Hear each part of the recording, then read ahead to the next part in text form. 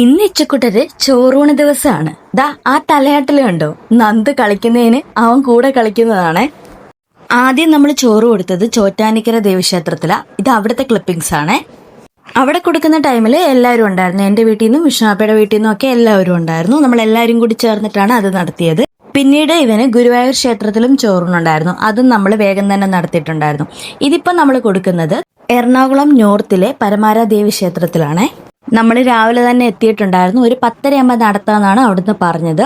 ഇതിപ്പോൾ ഇവനെ കൊണ്ടുപോകുന്നത് കഥന പൊട്ടിക്കാൻ പോകുന്നതുകൊണ്ട് ഒന്ന് മാറ്റി നിർത്താൻ വേണ്ടി കൊണ്ടുപോകുന്നതാണ്.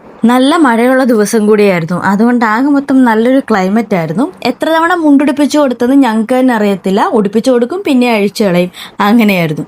പിന്നെ തിരുമേനി വന്നു, ഇലയിട്ടു, ചോറും പായസവും ഒക്കെ ആയിരുന്നു കൊടുക്കാനുണ്ടായിരുന്നത്. നല്ല പായസമായിരുന്നു കേട്ടോ. നമുക്കല്ലാതെ തന്നെ അവിടുന്ന് 2 തരം പായസം തന്നിട്ടുണ്ടായിരുന്നു. നല്ലതായിരുന്നു. പിന്നെ നമ്മൾ എല്ലാവരും അവന് ചോറ് കൊടുത്തു.